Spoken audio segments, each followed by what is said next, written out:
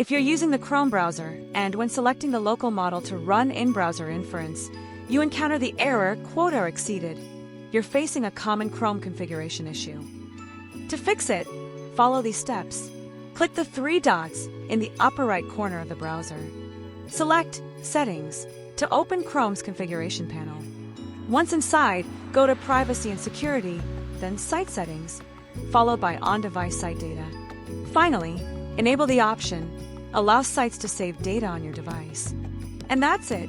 Your assistant should now be able to respond to your questions directly within the browser. If you prefer, you can also choose one of the cloud-based AI providers, which are not affected by Chrome's local configuration.